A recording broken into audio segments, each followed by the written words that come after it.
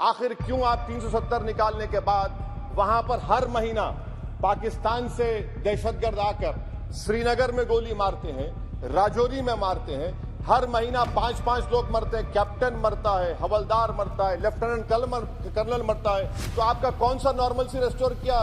तो बताइए security threat Kashmir में है या नहीं है? आप कहते हैं कि कोई सिक्योरिटी थ्रेट नहीं है। जब सिक्योरिटी थ्रेट नहीं है तो फिर आप नॉमिनेशन क्यों करना चाह रहे हैं? बताइए आपने कौन सा बड़ा तीर मार दिया 370 निकालकर? पूरा पंजाब से लोग आकर जम्मू को टेक ओवर कर रहे हैं, वहां का पॉलिटिकल इक्विलिब्रियम आपने डिस्टर्ब करके रख दिया। भाई अंबानी साहब है, अदानी साहब है, टाटा साहब है, सब है, आपने एक कमरा नहीं बनाया वहां पर। एमओयूज तो करोड़ों रुपया के हो गए, आपने ख्वाब तो इतने दिखाए मगर वो बेचारे वो ख्वाब तो पूरे नहीं होते कश्मीर के लोगों के लिए। इलेक्शन कब करवाएंगे? 24 का इलेक्शन तो आप करवा लेंगे।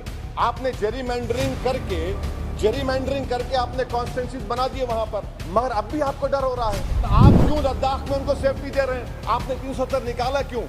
लद्दाख का इलेक्शन तो आप हार चुके हैं वहां पर लोकल बॉडी का। और जम्मू कश्मीर रीऑर्गेनाइजेशन बिल की मुखालिफत में खड़ा हूं सर। ये दोनों बिल हमारे आइन के खिलाफ हैं। और दूसरा जो बिल है sir, Jammu Kashmir reorganisation amendment bill, ये ना सिर्फ हमारे आइन के खिलाफ है बल्कि रिप्रेजेंटेशन ऑफ पीपल एक्ट 1952 के भी खिलाफ है। सर यहाँ पर क्योंकि वक्त बहुत कम है, मैं इस कम वक्त में इस ऐवान के सामने इस बात को रखना जरूरी समझता हूँ कि जिसमें कहा गया कि डिस्प्लेस पर्सन का जो डेफिनेशन दिया गया है, इसमें मैं हुकूमत से जानना चाहता हूं कि क्या यह बात सच नहीं है कि 1989 में कारण में, करना में, पूंछ में, रजौरी में जब फौज हमारी वहां पर गई थी तो 28 गांव के लोग हमारी वतन अजीज की सरजमीन छोड़कर पड़ोसी मुल्क में चले गए। और आज तक 2001 का सेंसस, 2011 का सेंसस ये कहता है कि अनइनहैबिटेटेड गांव है।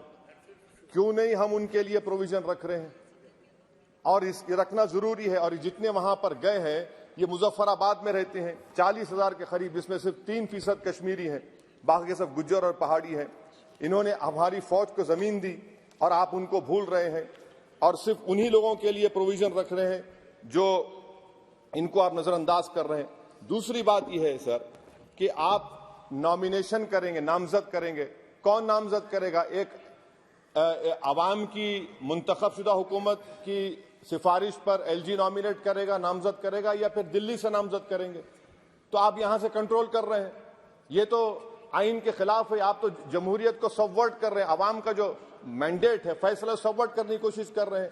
और तीसरी बात सर, मैं ये जानना चाह रहा हूं कि आखिर क्या वजह है कि आप ये रिजर्वेशन क्यों करना चाह रहे हैं कश्मीरी पंडित के लिए? नाम तो लीजिए कश्मीरी पंडित का आप।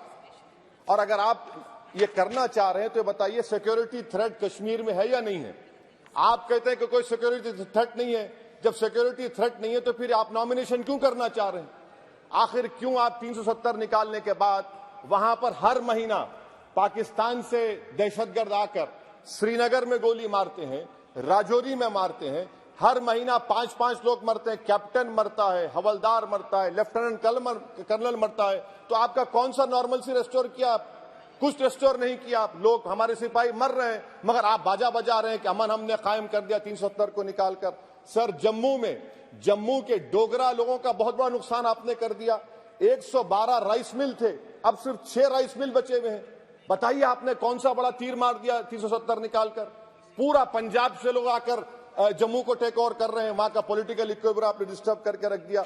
चेंबर ऑफ कॉमर्स के रोज लोग रहे, सेक्रेटेरिएट आप मुंतकिल करते थे अभी विंटर में, पूरा जम्मू की इंडस्ट्री को आपने बर्बाद कर दिया, पूरे होटल खाली हैं।